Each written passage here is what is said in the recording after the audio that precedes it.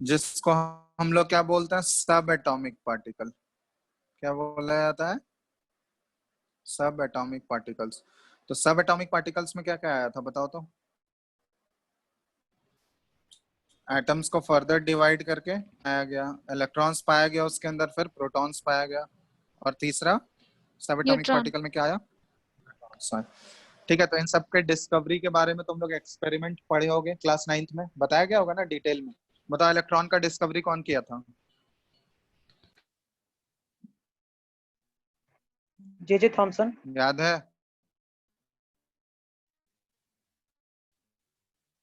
हाँ, इलेक्ट्रॉन का डिस्कवरी किया था, बताओ जल्दी जल्दी बोलते जाओ, ये सब पढ़े हो तुम लोग। गोल्डस्टीन। न्यूट्रॉन का डिस्कवरी कौन किया था? रदरफोर्ड। नहीं, रदरफोर्ड तो सर न्यूक्लियस का किया था। James Chadwick. हाँ, चैडविक। ठीक है, ये सब पढ़े हो, याद नहीं है तुम लोगों को? तो पढ़े हो ना क्लास 9th में, ये सब डिटेल में है, एक्सपेरिमेंट भी है। तो सबसे पहला जो हम लोग सब एटॉमिक पार्टिकल एक बार यस डिस्कस कर लेते हैं इसको, ठीक है। इलेक्ट्रॉन, ये याद रखना है, इलेक्ट्रॉन का discovery sir J Thomson, proton का गोल्डस्टीन, और न्यूट्रॉन का जेम्स चैडविक। अब इसमें जो सबसे पहले हम लोग पढ़ते हैं कि डिस्कवरी ऑफ इलेक्ट्रॉन कैसे हुआ था, इसका ये तुम हेलो,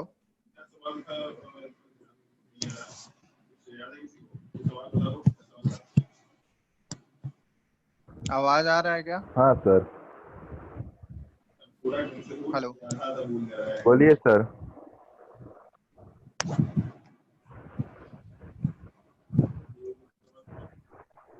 हेलो। को कहा था कि क्या क्राइस्ट सिंगर 2 स्मार्ट ट्रिप आ गया।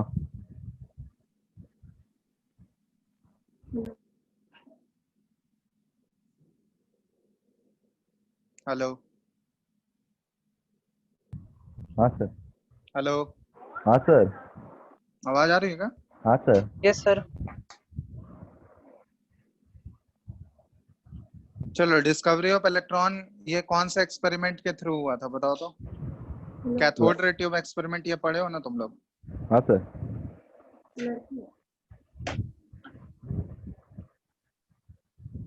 बताओ, कैथोड रे ट्यूब एक्सपेरिमेंट के बारे में कोई बता सकता है?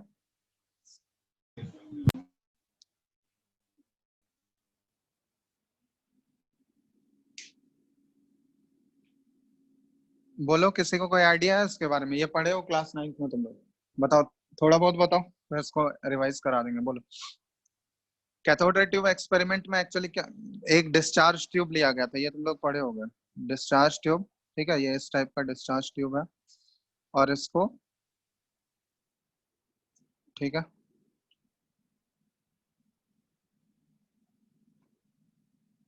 यहाँ पे वैक्यूम इसके अंदर क्रिएट किया गया था, एक सक्शन पंप लगा के, ठीक है, और यहाँ पर 2 इलेक्ट्रोड, मेटल के इलेक्ट्रोड्स लिए गए थे दोनों एंड पे।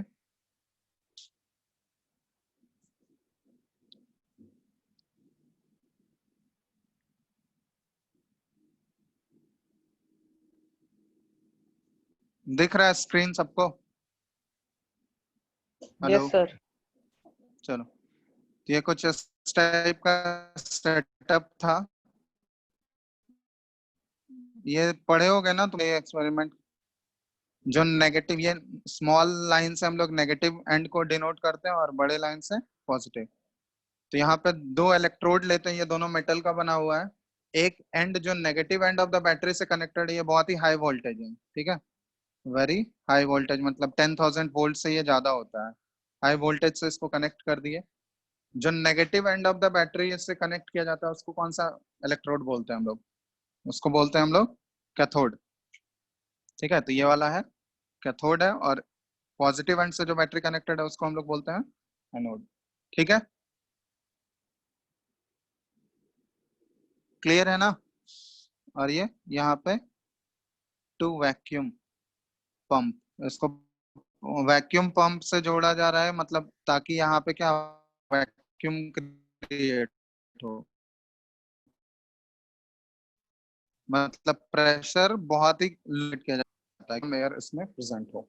ठीक है, तो इसमें एक्चुअली क्या हुआ था कि ये एक्सपेरिमेंट हाई वोल्टेज से जब कनेक्ट किया गया तो इस एक्सपेरिमेंट के थ्रू क्या प्रूव हुआ कि इलेक्ट्रॉन्स, एक यहाँ पे देखा गया था कि जैसे ही इसको हाई वोल्टेज से कनेक्ट किया गया तो ये पाया कि कैथोड से एक रेज निकल रहा है, ठीक है, और वो एनोड की तरफ जा रहा है, और वो रेज आंख से नहीं दिख रहा था, वो इनविजिबल रेज था। ठीक है ना, तो उसको देखने के लिए यहाँ पे क्या किया गया, एनोड में एक परफोरेशन किया गया। परफोरेशन मतलब यहाँ पे थोड़ा सा इसमें परफोरेटेड टाइप का, मतलब थोड़ा सा टाइनी होल्स बनाया गया इस टाइप का।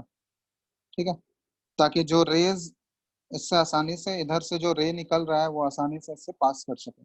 और ये रेज विजिबल नहीं था, तो इसको आइडेंटिफाई करने के लिए क्या किया गया, पीछे एक स्क्रीन लगा दिया गया। स्क्रीन मतलब एक जिंक सल्फाइड का कोटिंग लिया गया। जिंक सल्फाइड मतलब पीछे एक फ्लोरेसेंट सरफेस बनाया गया, जिसपे कोई भी अगर रेस पड़ेगा तो वो चमकने लगेगा। ठीक है, तो यहाँ से उसको आइडेंटिफाई करने के लिए पीछे एक जिंक सल्फाइड ZnS का कोटिंग किया जाता है। तो जिंक सल्फाइड का कोटिंग जैसे ही किया गया तो देखा गया कि यहाँ से वो रेज जैसे ही इससे एनोड से, परफोरेटेड एनोड है, ये परफोरेटेड है, तो जैसे ही पास किया पीछे वाला स्क्रीन जो है वो इल्यूमिन करने लगा, मतलब शाइन करने लगा।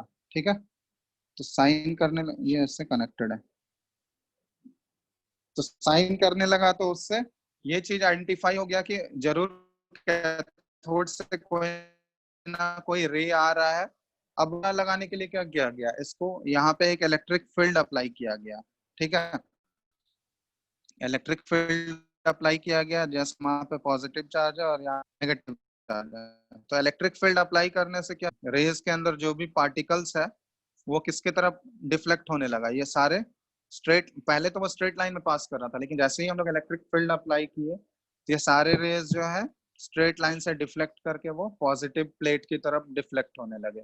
तो इससे इसके नेचर के बारे में क्या पता चला, बताओ तो। अगर वो पॉजिटिव प्लेट की तरफ अट्रैक्ट हो रहा है या डिफ्लेक्ट हो रहा है तो इसका मतलब ऑब्वियसली उसके अंदर चार्ज कौन सा प्रेजेंट होगा, बताओ। नेगेटिव। कैथोड रेस के अंदर नेगेटिव चार्ज होगा, तभी तो वो पॉजिटिव की तरफ डिफ्लेक्ट हो रहा है। क्लियर है ना?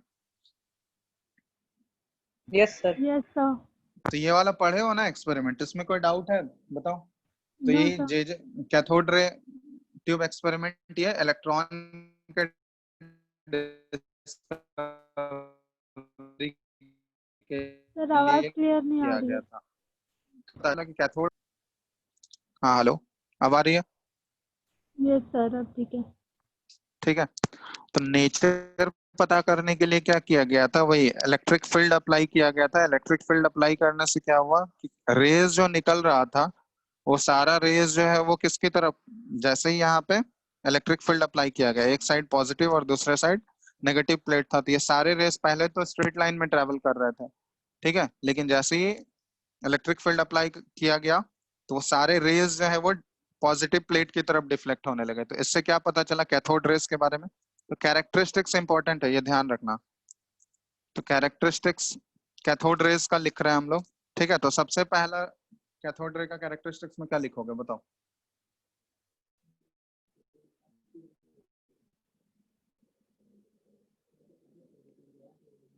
तो ये नोट करते जाना, ये सब तुम लोग पहले पढ़े हो। कैथोड रेज स्टार्ट फ्रॉम, कहाँ से स्टार्ट हो रहा था बताओ, कौन से एंड से, कैथोड से एनोड से? कैथोड।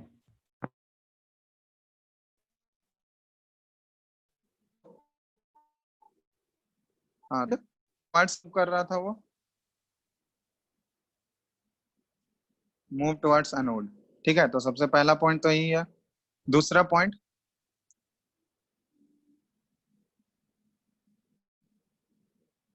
कि ये रेज जो थे ये विजिबल नहीं था, निकट आई से वो विजिबल नहीं था, लेकिन उसको आइडेंटिफाई करने के लिए, उसको फाइंड आउट करने के लिए एक स्क्रीन यूज किया गया पीछे।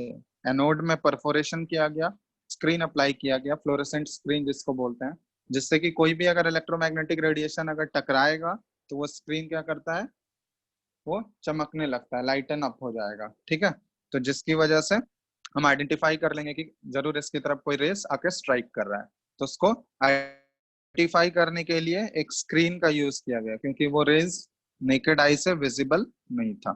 तो उस स्क्रीन को हम लोग बोलते हैं, ये सारे सब्सटेंस जिसका कोटिंग अप्लाई किया जाता है, इसको फ्लोरेसेंट सब्सटेंस बोला जाता है। ठीक है। नेक्स्ट, कि इन एब्सेंस ऑफ, इसको नोट करते जाना साथ में ही तुम लोग। आवाज आ रहा है ना सबको? Yes sir. Yes, sir.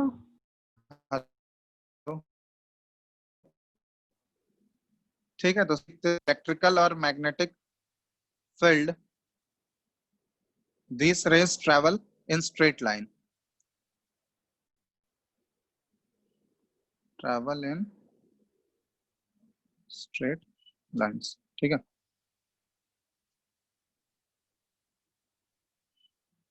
तो देखो, अगर कोई इलेक्ट्रिक या मैग्नेटिक फील्ड नहीं लग रहा है, जब तक कोई इलेक्ट्रिक फील्ड या मैग्नेटिक फील्ड हम लोग अप्लाई नहीं कर रहे हैं, तब तक वो स्ट्रेट लाइन में चलेगा।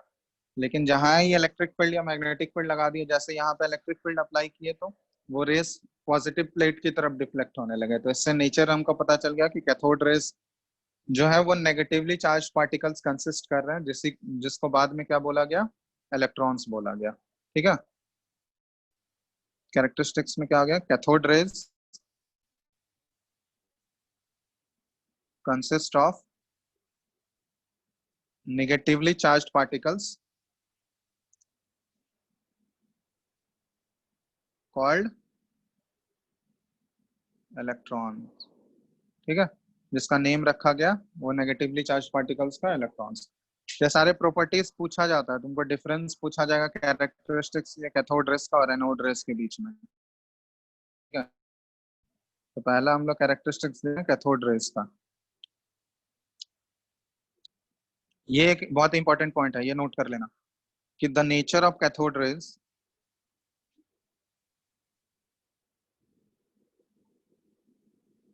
ये ऐसे लिख लो,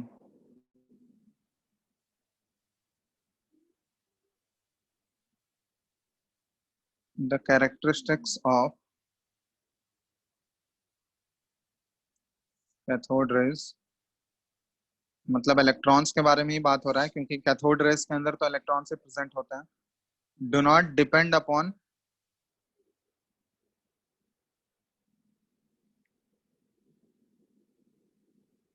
material of electrodes and the nature of the gas present in the cathode ray tube। ठीक है। तो ये बहुत ही इंपॉर्टेंट पॉइंट है, ये फोर्थ वाला। लिख लियो क्या सारा? लिख लोगे तो बोलना, इसको एक्सप्लेन करेंगे एक बार फिर से। सर लिख लिए। सारा हो गया ना? Yes, sir. देखो, सबसे पहला पॉइंट वही है कि जितने भी इलेक्ट्रोमैग्नेटिक वेव्स होंगे, इलेक्ट्रोमैग्नेटिक रेडिएशंस होंगे, वो सारा स्ट्रेट लाइन में ट्रैवल करेंगे। जब तक कोई इलेक्ट्रिक फील्ड या मैग्नेटिक फील्ड नहीं लगा रहे हैं, तब तक उसमें कोई भी डिफ्लेक्शन नहीं होता है। ठीक है। पहला चीज तो वही है। और ये कैथोड रेस के बारे में हम लोग पढ़ रहे हैं, तो कैथोड रेस मतलब क्या हुआ कि ये कैथोड रेस इसलिए बोला जा रहा है इसको, क्योंकि ये ओरिजिनेट हो रहा है, कहाँ से ओरिजिनेट हो रहा है? कैथोड से ओरिजिनेट हो रहा है, और वो किसकी तरफ मूव कर रहा है? एनोड किस बोला गया। और इलेक्ट्रिक फील्ड या मैग्नेटिक फील्ड जब तक अप्लाई नहीं किया जा रहा है, तब तक ये रेज जो है स्ट्रेट लाइन में ट्रेवल करेंगे। ठीक है। और तीसरा चीज कि कैथोड रेज के अंदर कौन से पार्टिकल प्रेजेंट है, मतलब उनका नेचर क्या है। चार्ज पार्टिकल तो है, बट कौन से नेचर का है, इधर पॉजिटिवली चार्ज है या नेगेटिवली चार्ज है। तो उसको पता करने के लिए कैथोड रेज के दोनों एंड पे क्या किया गया? एक इलेक्ट्रिक फील्ड अप्लाई किया जाता है। इलेक्ट्रिक फील्ड अप्लाई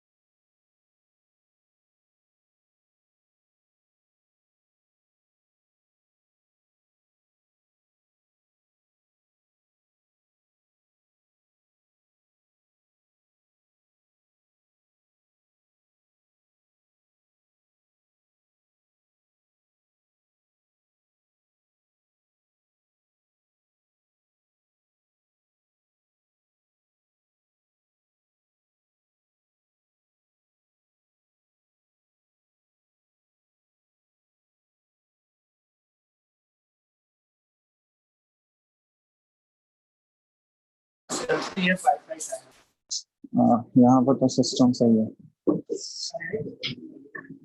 हाँ, हुआ। यू आर द, अरे ये कौन कौन आ गया? यही लोग हैं। अपूर्वा, ऋषिराज, सब डिस्कनेक्ट कर दिया।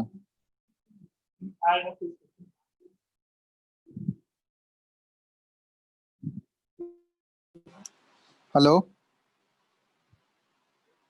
Yes sir. अरे कहाँ चले जाते हो तुम लोग? डिस्कनेक्ट क्यों कर लेते हो? सर हम लोग डिस्कनेक्ट नहीं किए सर। तो तो वहाँ शायद नेट खराब हो गया सर। नहीं तो आ गया सब लोग। अब हो गया ना? सही आ रहा है आवाज? Yes sir. बताओ, बोलो सबको जल्दी ज्वाइन करेगा।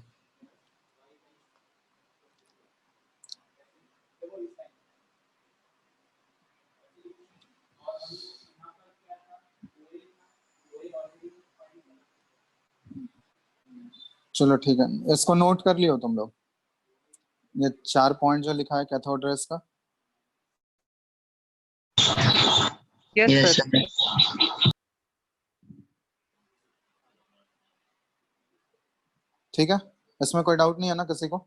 ये 4th पॉइंट इंपॉर्टेंट है, ये ध्यान रखना तुम लोग कि कैरेक्टरिस्टिक्स जो कैथोड रे का होगा वो ना तो नेचर ऑफ इलेक्ट्रोड पे डिपेंड करता है। इलेक्ट्रोड समझ रहे हो ना, वो जो 2 मेटल का हम लोग रॉड यूज किए हैं ना, जिससे इलेक्ट्रिसिटी पास करने के लिए हम लोग मेनली यूज करते हैं।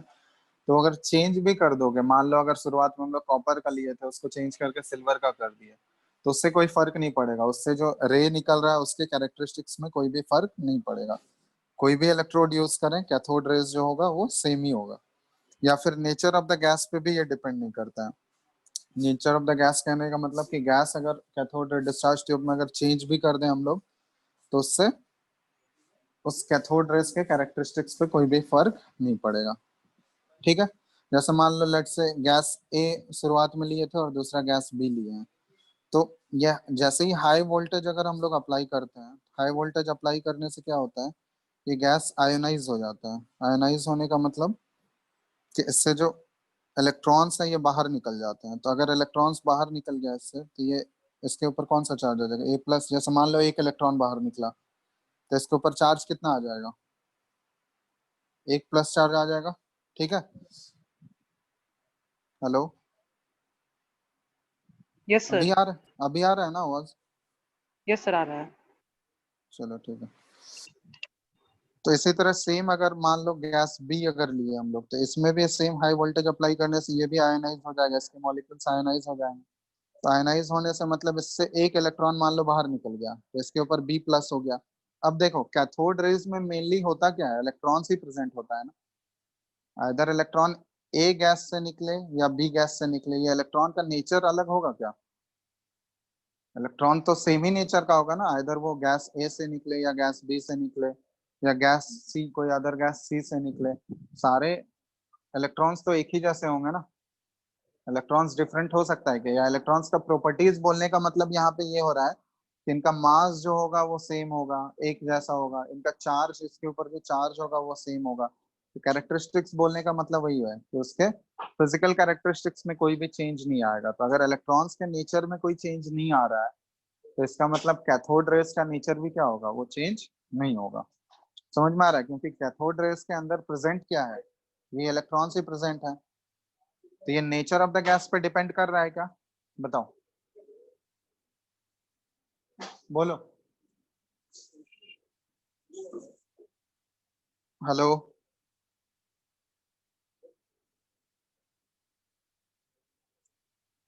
हेलो,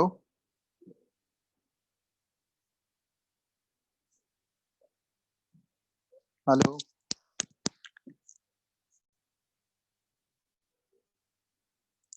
हेलो,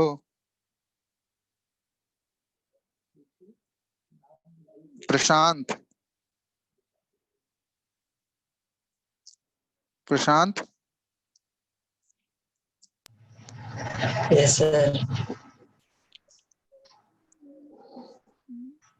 हेलो, सुनाई दे रहा है। तो रिप्लाई क्यों नहीं कर रहे हो?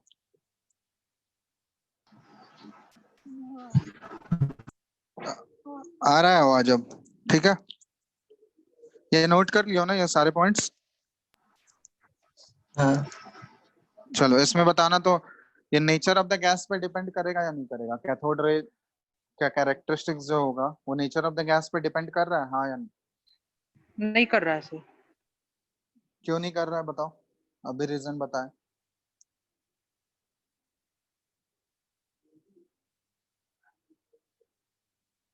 क्यों नहीं कर रहा है नेचर ऑफ द गैस पे डिपेंड? कोई भी जिसको भी आंसर आता है बताओ, कोई भी बोल सकता है।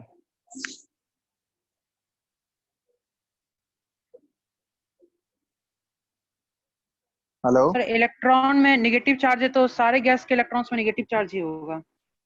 नेगेटिव चार्ज तो होगा, बट देखो यहाँ पे बात क्या हो रहा है, कैथोड रेस के अंदर प्रेजेंट क्या हो रहा है, इलेक्ट्रॉन से प्रेजेंट है ना, नेगेटिवली चार्ज पार्टिकल है जिसको इलेक्ट्रॉन्स बोला गया।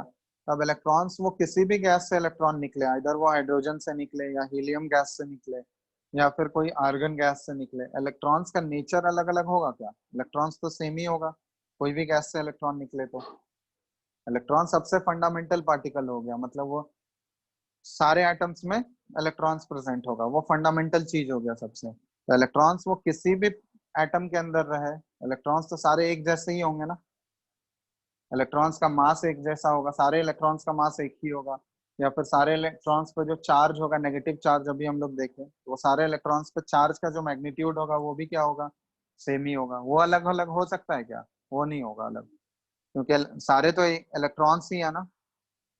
ठीक है, तो इसलिए यस ये सर। चीज, इसलिए ये ध्यान रखना कि कैथोड रेस के अंदर इलेक्ट्रॉन्स ही प्रेजेंट होते हैं, तो इलेक्ट्रॉन्स तो किसी भी गैस से निकले इलेक्ट्रॉन्स तो एक जैसा ही होगा। इसलिए कैथोड रे जो है नेचर ऑफ द गैस पे, अगर हम लोग कैथोड रे डिस्चार्ज ट्यूब में अगर गैस का नेचर चेंज भी कर दें फिर भी कैरेक्टरिस्टिक्स जो होगा कैथोड रेस का वो चेंज नहीं होगा। या फिर नेचर ऑफ द मटेरियल पे भी डिपेंड नहीं करेगा, nature of the material of electrodes, electrodes का मेटल भी चेंज करते जाए हम लोग तो वो उस पर इंडिपेंडेंट होता है। ये बहुत ही इंपॉर्टेंट पॉइंट है इसका। ठीक है, इसमें कोई डाउट कैथोड रे वाले एक्सपेरिमेंट में? No sir. चलो, तो इसी तरह सेम ये कैथोड रे एक्सपेरिमेंट से डिस्कवर क्या हुआ था बताओ, किस चीज का डिस्कवरी के लिए था ये? इलेक्ट्रॉन। इलेक्ट्रॉन का डिस्कवरी के लिए था। इसके बाद डिस्कवरी ऑफ प्रोटॉन हुआ, तो डिस्कवरी ऑफ प्रोटॉन के लिए भी सेम टाइप का apparatus यूज किया गया, सेम सेटअप यूज किया गया। अब प्रोटॉन का डिस्कवरी कौन किया था बताओ तो, अभी बताए थे। गोल्डस्टीन। हाँ, तो इसके लिए एनोड रेज का यूज किया गया था। इसके लिए क्या यूज किया गया था? एनोड रेज का। तो एक्चुअली यहाँ पे हुआ क्या था, सेम सेटअप था, सेटअप सेम था बिल्कुल एक ही जैसा। ठीक है, ऐसे टाइप का सेटअप है, डिस्चार्ज ट्यूब हम लोग लिए हैं। अब ये एनोड रेज है, मतलब इसका नेम रखा गया है एनोड रेज।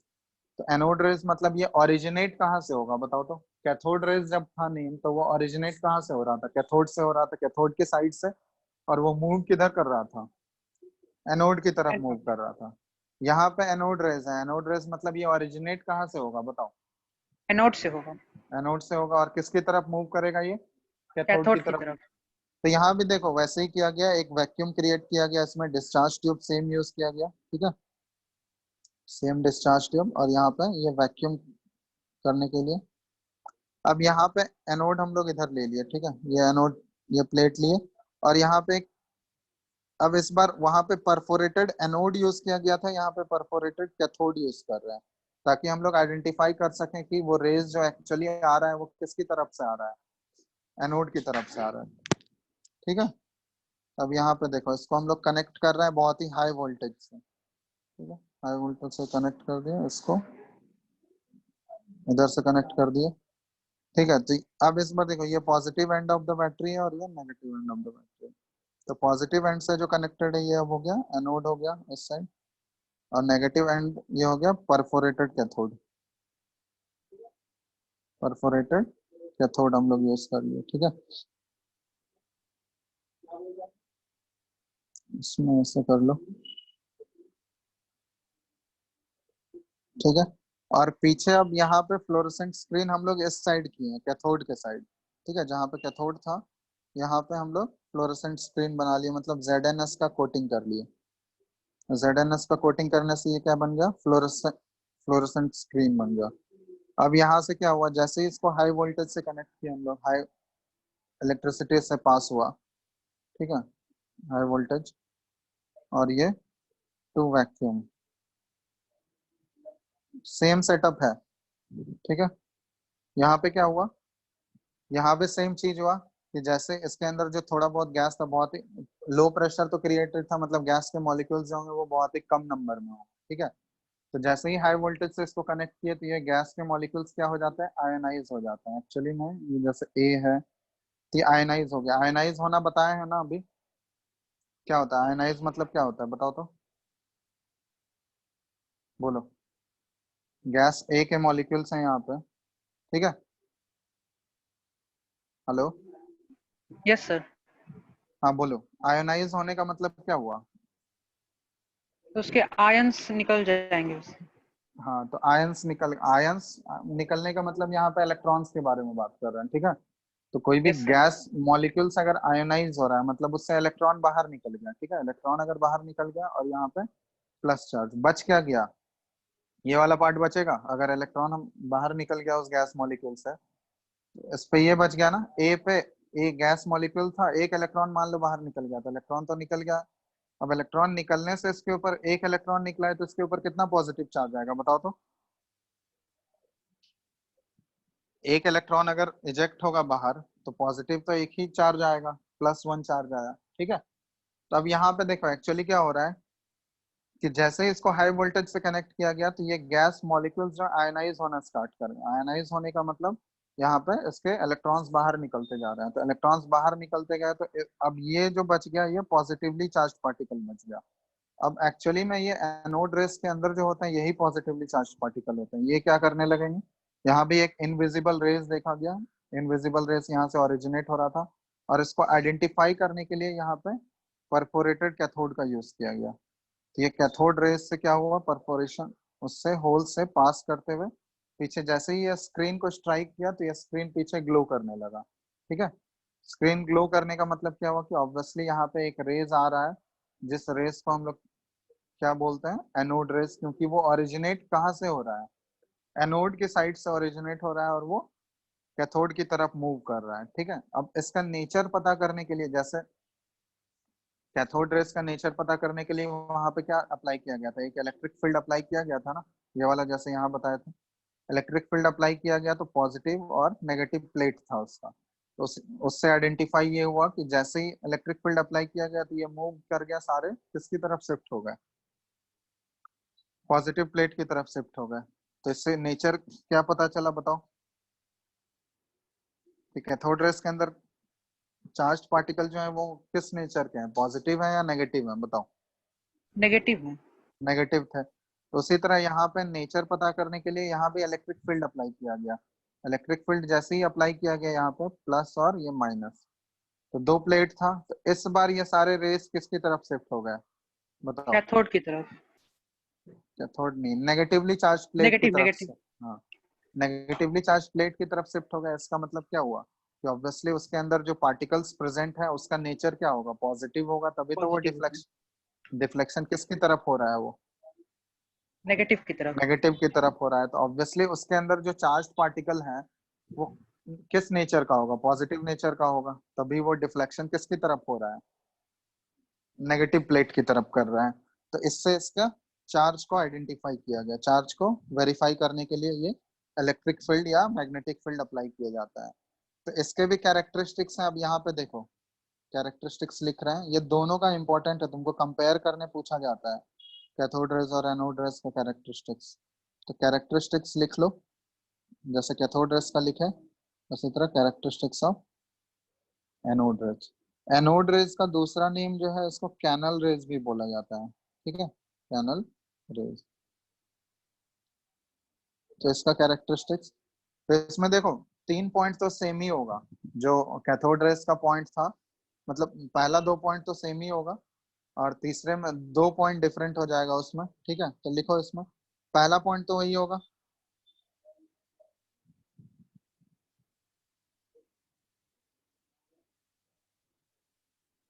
पहला पॉइंट तो वही हो जाएगा, कैथोड रेज ये anode rays start from anode and move towards cathode. ठीक है, यहाँ लिख लो एनोड रेज। ये याद रखना कि एनोड रेज को ही दूसरा नेम क्या है, क्या बोला जाता है बताओ? Canal rays. Canal rays. ठीक है, तो एनोड रेज स्टार्ट फ्रॉम, कहाँ से स्टार्ट होगा ये बताओ? फ्रॉम एनोड एनोड से। And move towards cathode. ठीक है, कैथोड की तरफ मूव कर रहा है। दूसरा पॉइंट ये है, सेकंड पॉइंट भी वही है, in absence of electric field and magnetic field this raise travel in straight line. ये भी इनविजिबल होता है, आंख से दिखेगा नहीं। ठीक है, तो in absence of electric and magnetic field, ठीक है, इसको लिखते जाओ जल्दी जल्दी। This raise travel in a straight line, straight line में ट्रैवल कर रहा है। और तीसरा पॉइंट जो है ये बताना, कैथोड रेज के अंदर चार्ज पार्टिकल जो थे उनका नेचर क्या था? पॉजिटिव चार्ज था। ठीक है, लेकिन यहाँ पे एनोड रेज के अंदर जो चार्ज पार्टिकल है उनका नेचर क्या है बताओ? वो कौन से प्लेट की तरफ डिफ्लेक्ट हो रहे थे? नेगेटिव प्लेट की नेगेटिव तरफ। प्लेट की तरफ। तो इसका मतलब क्या हुआ कि उसके अंदर जो चार्ज पार्टिकल है वो पॉजिटिवली पॉजिटिव। Charge part. ठीक है, तो यहाँ पे लिख लेना anode rays consists of positively charged particles.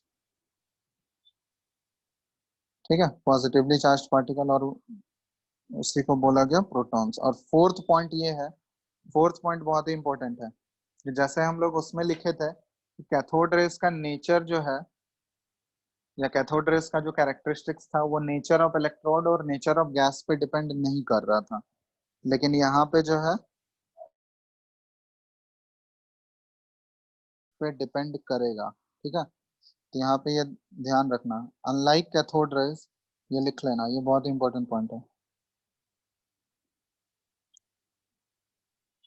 The positively charge particle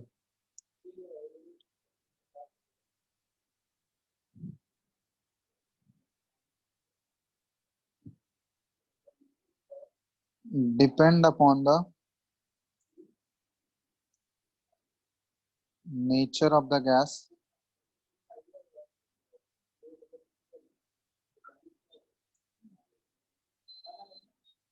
present in the discharge tube। ठीक है, ये बहुत इंपॉर्टेंट पॉइंट है, उसको नोट करो, पहले नोट करके बताओ जल्दी।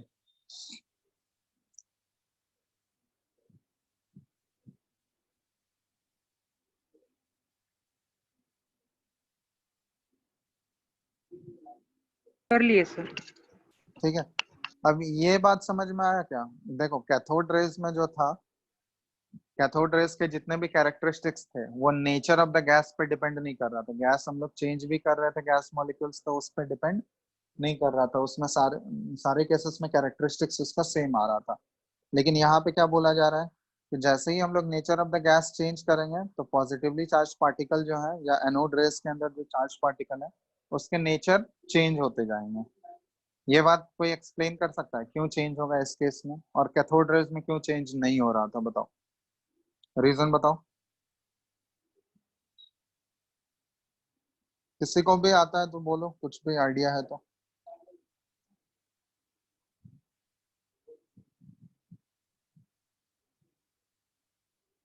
सर नंबर ऑफ प्रोटॉन्स की वजह से। नंबर ऑफ प्रोटॉन्स की वजह से। चलो यहाँ पे देखो एक्चुअली क्या हो रहा है कि जैसे ही मान लो एनोड रेज में एक्चुअली होगा क्या, एनोड रेज के अंदर प्रेजेंट क्या होगा? हमको पता है कि एनोड रेज के अंदर पॉजिटिवली चार्ज पार्टिकल होता है, लेकिन वो पॉजिटिवली चार्ज पार्टिकल आया कहाँ से? जैसे ही बताए थे कि जैसे ही ये सेटअप को हम लोग, डिस्चार्ज ट्यूब को हम लोग हाई वोल्टेज से अगर कनेक्ट करते हैं, तो हाई वोल्टेज से जैसे ही कनेक्ट करोगे तो इलेक्ट्रिसिटी उससे इलेक्ट्रिसिटी पास होगा।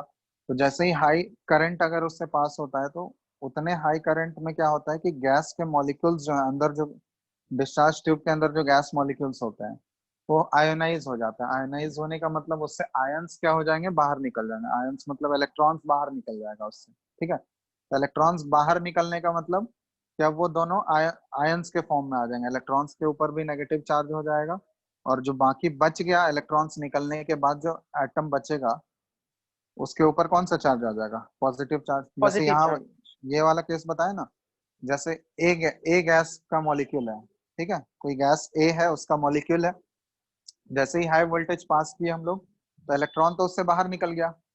अब इलेक्ट्रॉन अगर बाहर निकल गया तो बच क्या गया, वो एटम बच गया, और उसके ऊपर एक प्लस चार्ज बच गया। तो अब ये क्या बच गया, पॉजिटिवली चार्ज पार्टिकल हो गया ना, और ये इलेक्ट्रॉन्स तो बाहर निकल गया उससे। तो एनोड रेज में एक्चुअली जो होता है यही पॉजिटिवली चार्ज पार्टिकल होता है।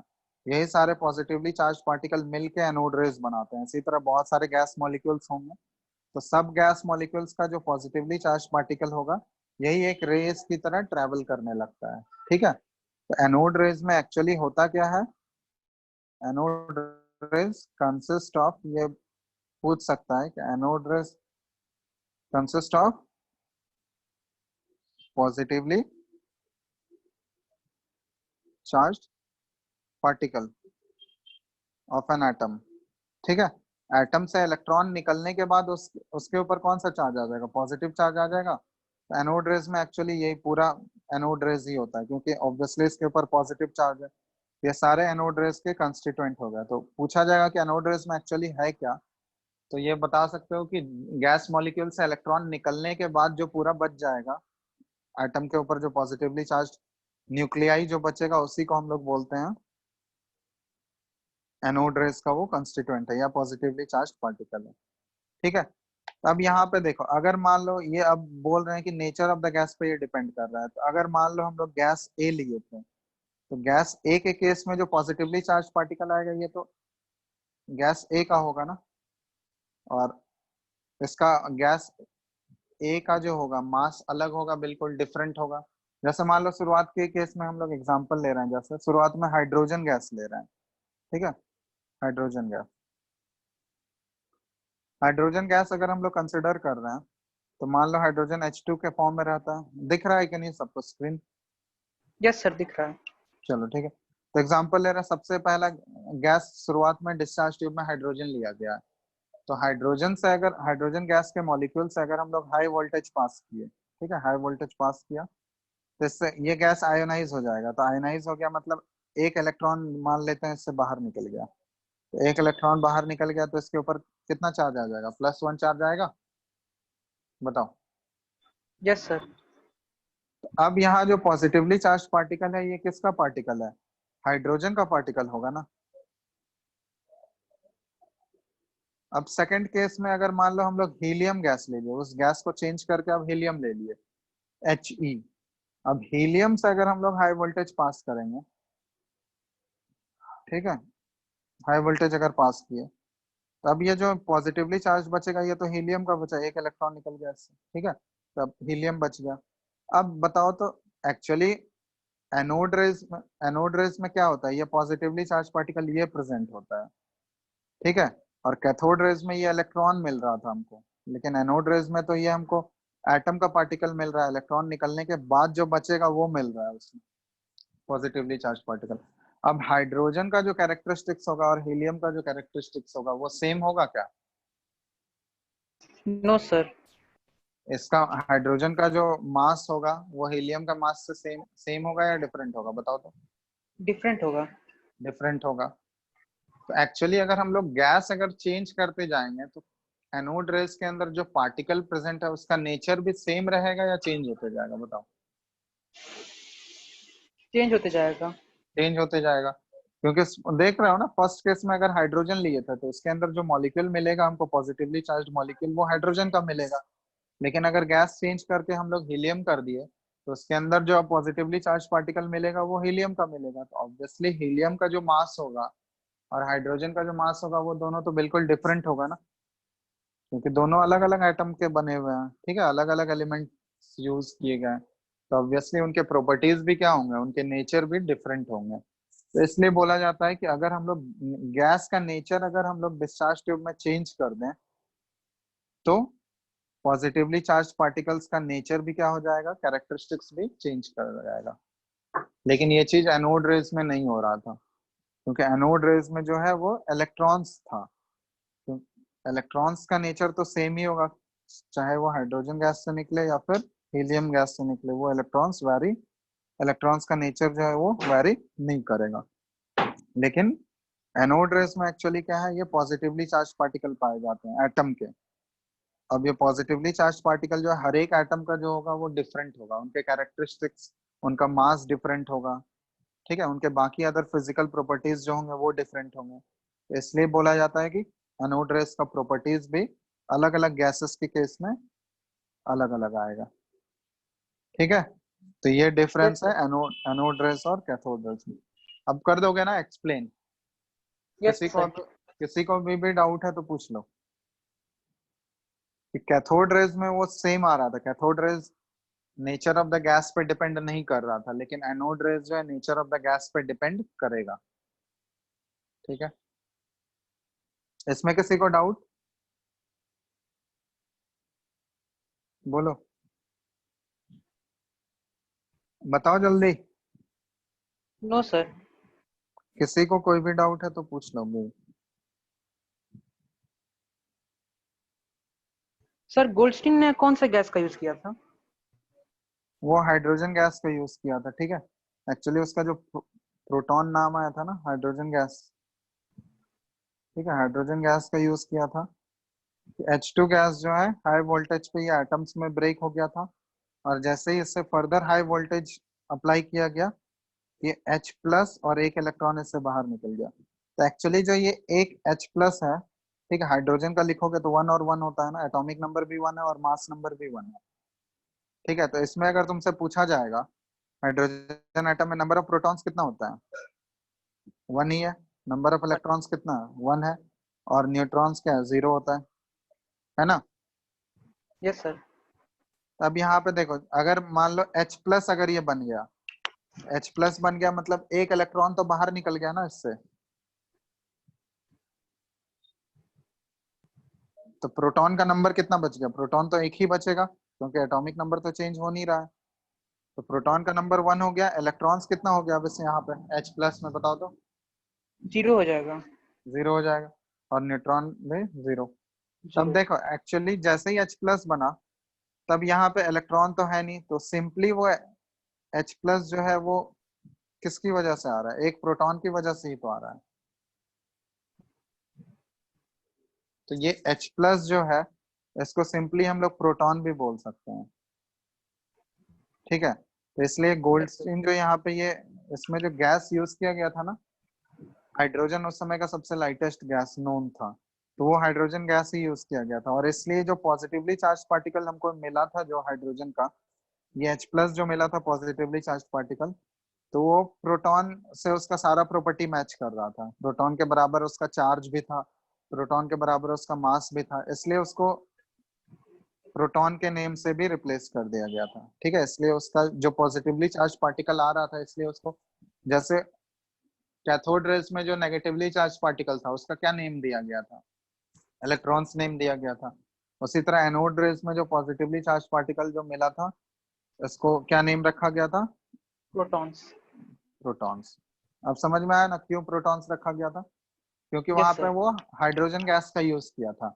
तो हाइड्रोजन गैस जब आयोनाइज हुआ, H प्लस, H से एक इलेक्ट्रॉन जब बाहर निकला, तो H प्लस बना, तो H प्लस वो H प्लस के अंदर अब है क्या, एक इलेक्ट्रॉन तो बचा नहीं अब, ना ही न्यूट्रॉन है क्या, सिर्फ उसके पास एक प्रोटॉन ही है ना, एक प्रोटॉन ही बचा ना सर।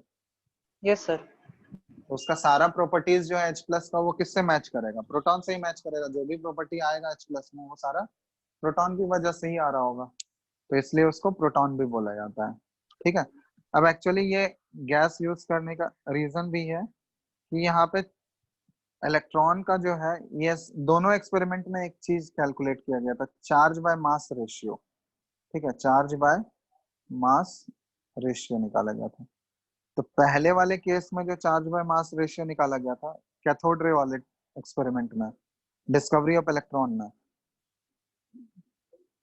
कैथोड रेस का जो चार्ज बाय मास रेशियो जो होगा बताओ तो, ये अलग अलग होगा या कांस्टेंट होगा बताओ।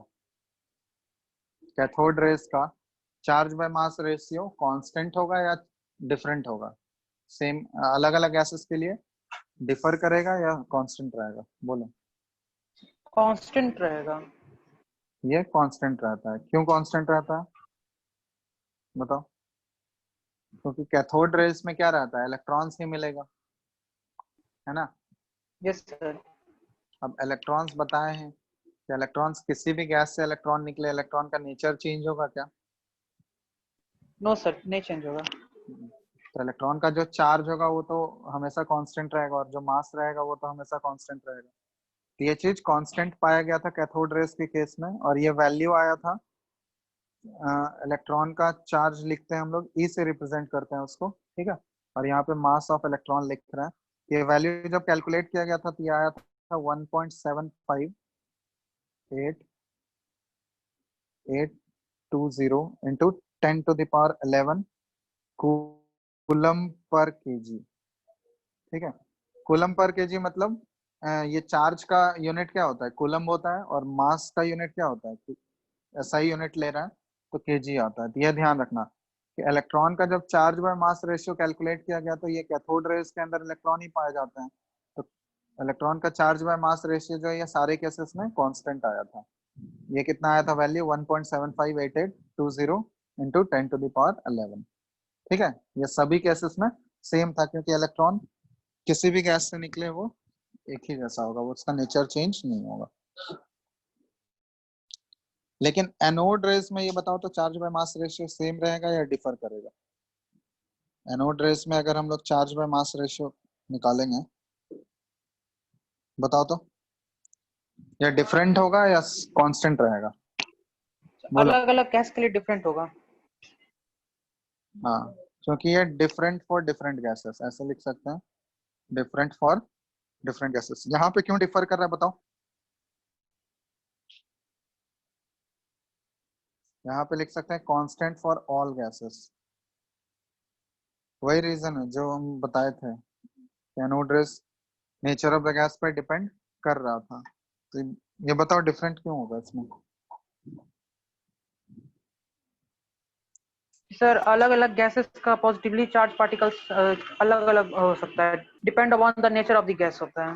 हाँ, तो नेचर ऑफ द गैस पर अगर डिपेंड कर रहा है तो ऑब्वियसली अलग अलग गैसेस का मास भी तो अलग अलग होगा ना, डिफरेंट होगा। मास सेम होता है क्या सारे गैस का?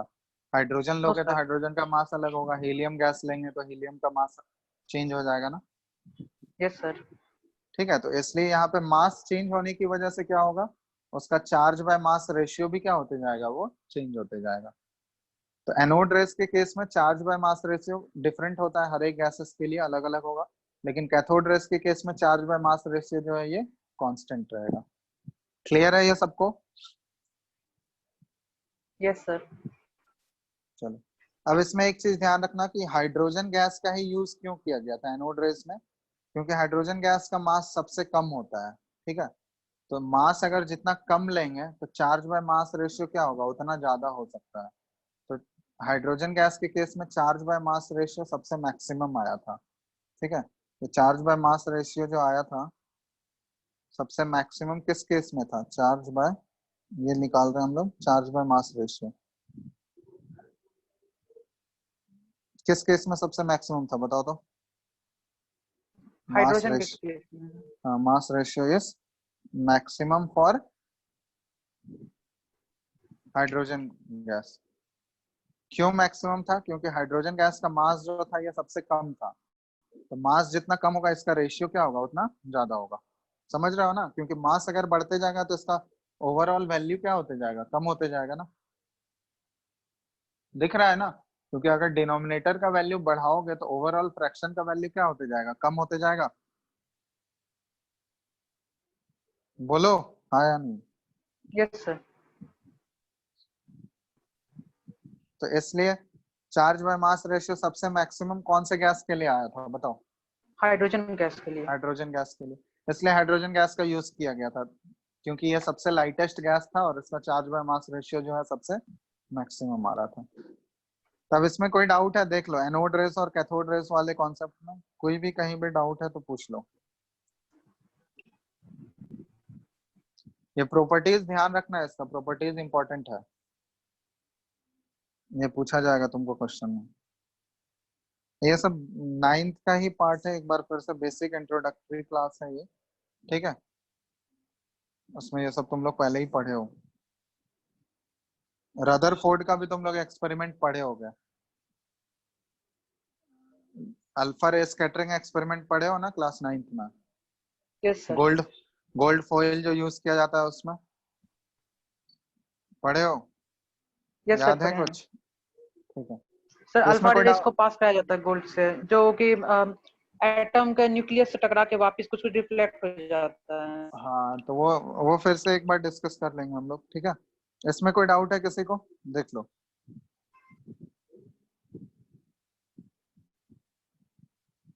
कहीं कोई डाउट है तो पूछ लो।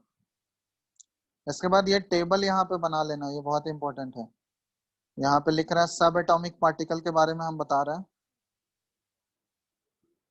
प्रॉपर्टीज ऑफ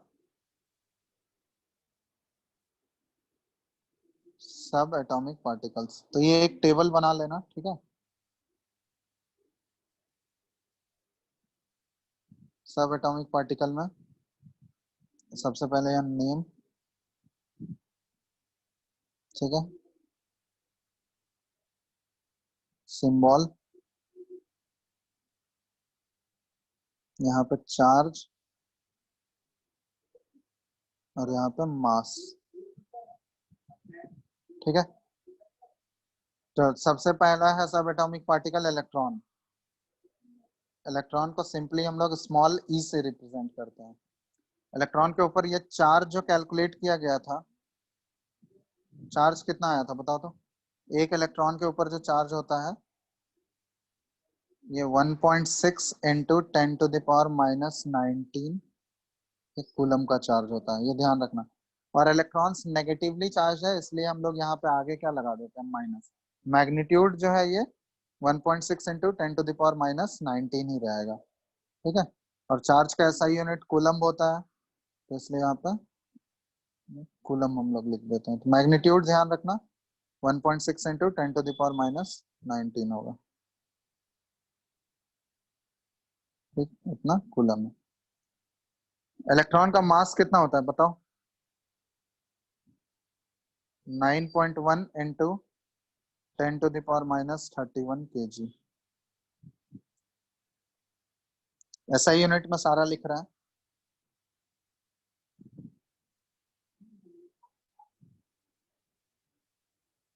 ये टेबल ड्रॉ कर लेना, तुम लोग ड्रॉ कर रहे हो ना साथ में ही। Yes sir.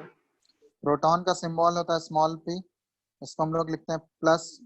ये देखो प्रोटॉन के ऊपर भी चार्ज जो होगा उतना ही होगा, लेकिन यहाँ पे प्लस साइन से डिनोट कर रहे हैं क्योंकि प्रोटॉन जो है पॉजिटिवली चार्ज पार्टिकल है। तो 1.6 इंटू 10⁻⁻19 कूलम, चार्ज उतना ही रहेगा, ठीक है। मैग्नीट्यूड सेम रहेगा बट नेचर डिफरेंट है, इसलिए इलेक्ट्रॉन में माइनस और यहाँ प्लस। और प्रोटॉन का जो मास होता है ये होता है 1.67 इंटू 10⁻⁻27 kg, ठीक है। और उसके बाद एक बच गया न्यूट्रॉन।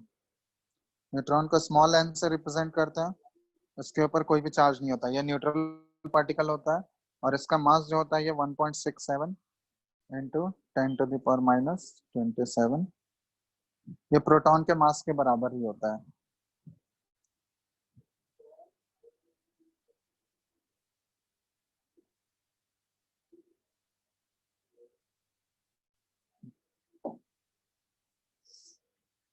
मास यहाँ पे लिख रहा है, एक और इसमें ऐड कर लेना, ये मास जो है ये केजी में लिख रहा है, और इधर जो मास लिख रहा है ये AMU में लिख रहा है, ठीक है। AMU में भी ये तुम लोग पढ़े हो, तो इसको जब AMU और केजी में क्या रिलेशन है बताओ तो? ये मोल कॉन्सेप्ट में तुम लोग पढ़े हो। AMU और ग्राम में एक रिलेशन होता है ना, 1 AMU इज इक्वल टू कितना ग्राम होता है बताओ? 1 AMU इज इक्वल टू, बताओ जल्दी से। 1/12 C12 एटम। अरे ग्राम में वैल्यू बताओ एग्जैक्ट, ये रिलेशन बताया गया होगा तुम लोगों को mole concept. 1 AMU is equal to how many grams?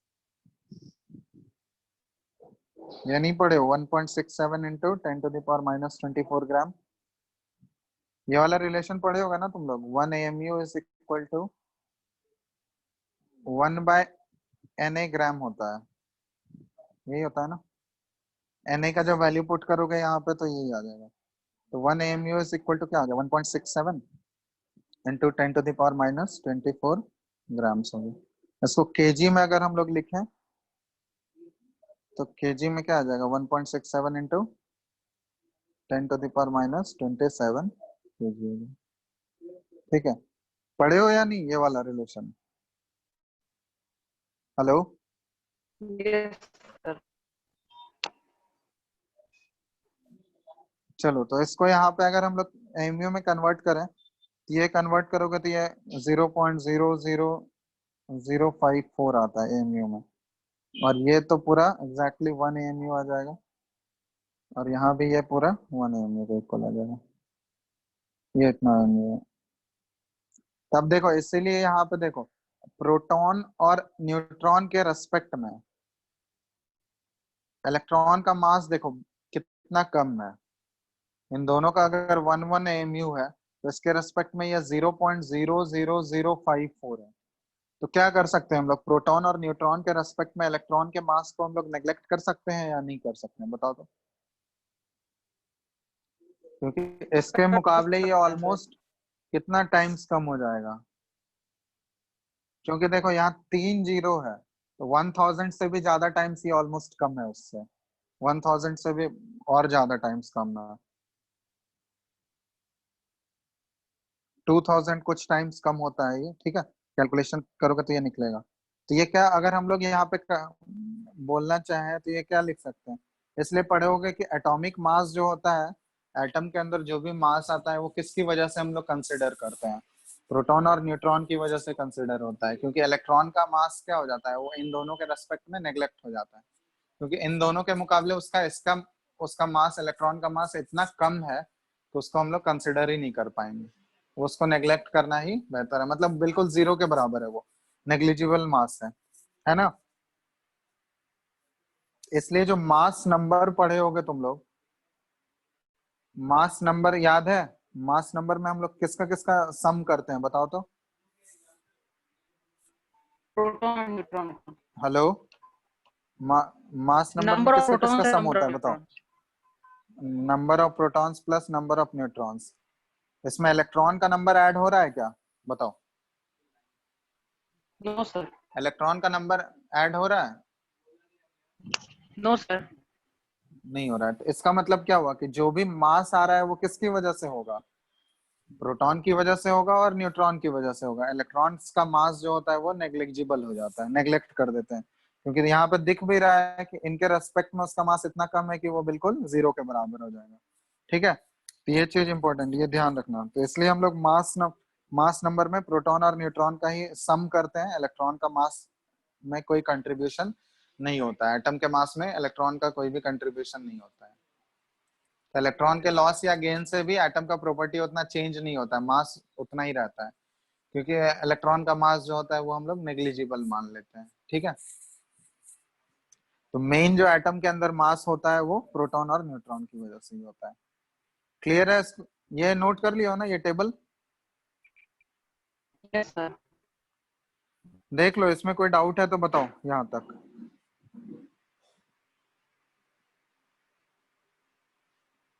Hello, hello, Yes, sir.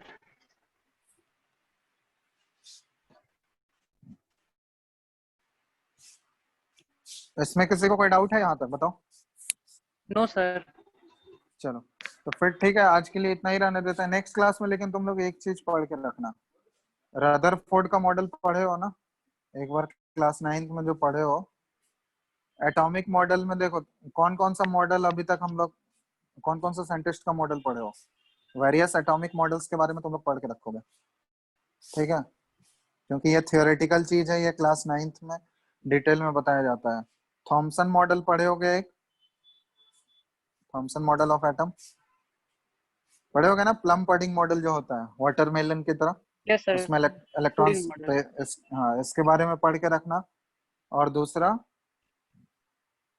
Rutherford's model, Rutherford's atomic model, ये दो के बारे में पढ़ के रखना नेक्स्ट क्लास में, इसको जल्दी जल्दी करके, ठीक है। ये क्योंकि 9th में पढ़ चुके हैं ये सारा चीज, तो एक बार अच्छे से रिवाइज करा देंगे नेक्स्ट क्लास में, ठीक है। उसके बाद इसका जो फर्दर मेन जो हमको 11th में पढ़ना है उस टॉपिक पे आएंगे, ठीक है ना। तो एक बार इसको रिवाइज करके रखना, तुम लोग डिस्कस कर लेंगे बाकी नेक्स्ट क्लास में इसको। थॉमसन मॉडल है और रदरफोर्ड मॉडल, ठीक है। इसमें रदरफोर्ड का अल्फा रे स्कैटरिंग एक्सपेरिमेंट भी आता है, अल्फा रे स्कैटरिंग एक्सपेरिमेंट, ठीक है। तो एक बार इसको रिवाइज करके रखना, ठीक है। इसमें अल्फा रे स्कैटरिंग एक्सपेरिमेंट में जो कंक्लूजन आया था, पहले जो ऑब्जर्वेशंस आया था और कंक्लूजन्स, ठीक है, ये क्या क्या आया था इन सब के बारे में एक बार पढ़ के रखना, ठीक है। Yes sir. हेलो, तो नेक्स्ट क्लास में पहले हम पूछेंगे इसके बारे में, फिर आगे डिस्कस करेंगे, ओके सर। ठीक है ना। यस चलो, सर। तो कोई डाउट है इसमें आज के क्लास में, कहीं कोई डाउट है तो बोलो, कोई डाउट? No sir. चलो फिर ठीक है, इसके बारे में पढ़ के रखना, नेक्स्ट क्लास में इसको डिस्कस कर लेंगे, ठीक है। चलो आगे यस नेक्स्ट सर, क्लास में करते हैं हम लोग, थैंक यू सर। ठीक है चलो।